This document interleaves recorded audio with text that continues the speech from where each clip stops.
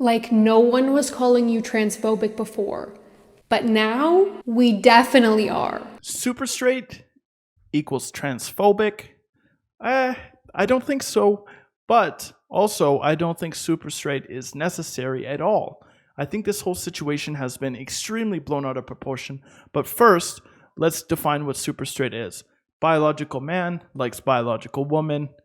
That's it, right? There's no room for transgender or whatever in that relationship. Period. Right? In that attraction. Okay, so that's basically what super straight is, right? And now people are claiming that to be like above just your typical straight sexuality because some people in the trans community were calling people transphobic for not wanting to date trans people for whatever the reason is.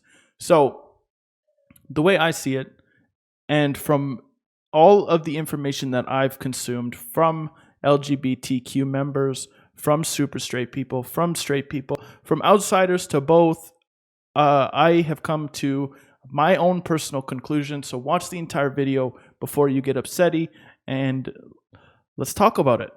What I think happened from what I've seen is there was a few people in the trans community, and by a few you might be thinking 5 or 6, whatever. No, maybe it was 1,000 or 2,000 or whatever, but there's millions of trans and LGBTQ members, so, and allies, right?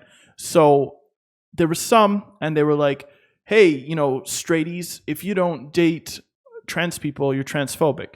And then those straight people were like, well, that doesn't sound right to me because I don't hate you, but I just don't want to date you, right? So they made it super straight. Super straight comes up, it starts trending.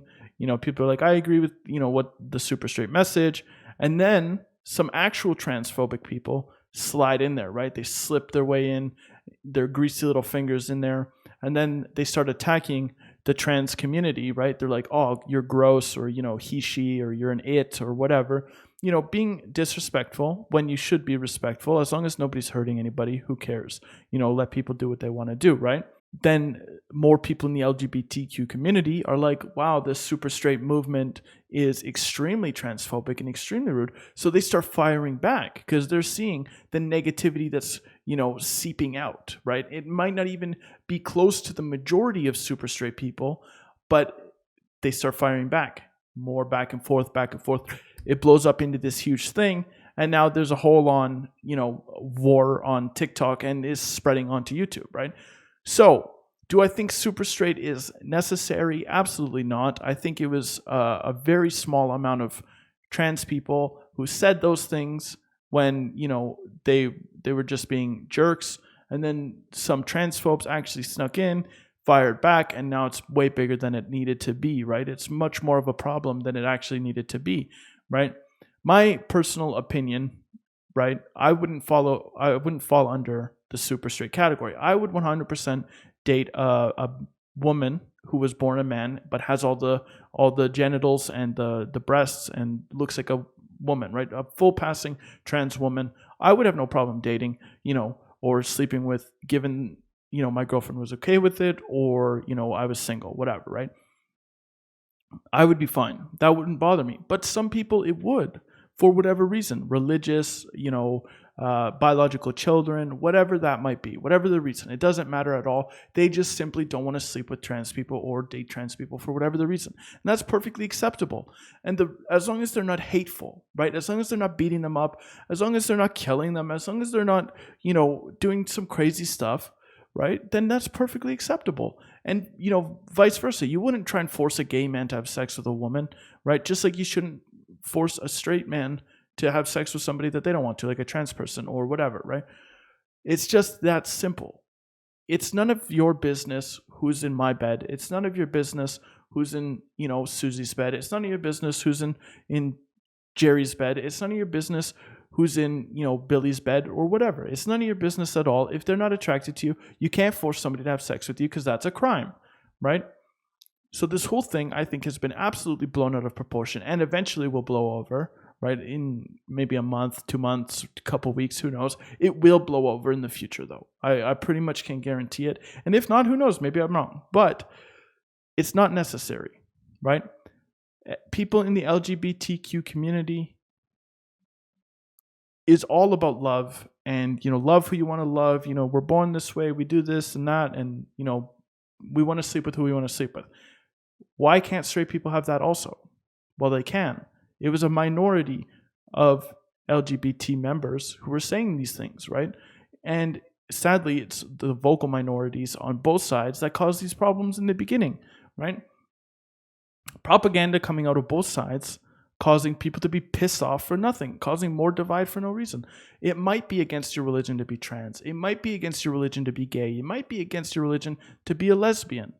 But that's none of your fucking business what somebody else does. That's not a part of their religion. That's not a part of their beliefs. That's not a part of who they are. So shut the fuck up and leave them alone. Your religion doesn't dictate other people's lives. Leave people alone. Period. Right? We all have the freedom of religion or whatever. Leave people alone. Okay? Doesn't matter what your religion says. Keep it to yourself. Follow your religion and, go meet your God or whatever. Right? Period. LGBT members, it's none of your business who straight people want to sleep with. It's not a part of who you are. It doesn't affect you as long as they're not being hostile or rude or whatever. They want to be your friends, whatever, that's fine. Leave them alone. Let them sleep and be with who they want to be with. Why can't people just let other people be happy with what they want to be happy with, right? It's just a matter of leaving people the fuck alone. But this also kind of slides into another conversation that I do want to talk about as well. So Papa Gut actually did a video on this trans woman who was born a boy but is now a woman, full surgery, looks like a woman, functions like a woman, everything. You couldn't tell the difference, right, for the most part, right? So this woman is like, hey, I just, I sleep with men. I never tell them I'm trans. That's none of their business. It's my business. I'm not going to risk getting hurt and so on and so forth. So I'm not going to tell them I'm going to sleep with all these dudes and, have relationships with them and stuff. And I'm never going to tell them, right? And Papa Gut says consent is huge on the internet, especially right now. So let's keep consistency. And I do agree with what he's saying here. Basically, he goes on to say, would the person revoke consent after knowing all the facts? And if yes, then that's a problem, right? Where does consent draw the line during sex? I don't think ever. I think consent is always mandatory for sex, regardless of anything you want to do. So, for example, this is Sam. Sam was born a boy, but is now a woman. This is Jerry. Jerry was born a boy, is attracted to biological women, and wants, maybe a family, or it's his religion, whatever his reasons are. They have sex, whatever the reason, whatever. They have sex. She does not disclose that she was trans.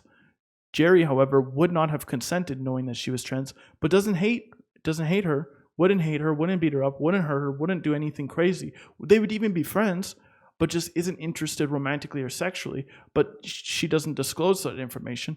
Is that a crime? Because he wouldn't have consented otherwise, right? Just like, let's say, for example, I go to sleep with a woman. She's like, I want to have protected sex.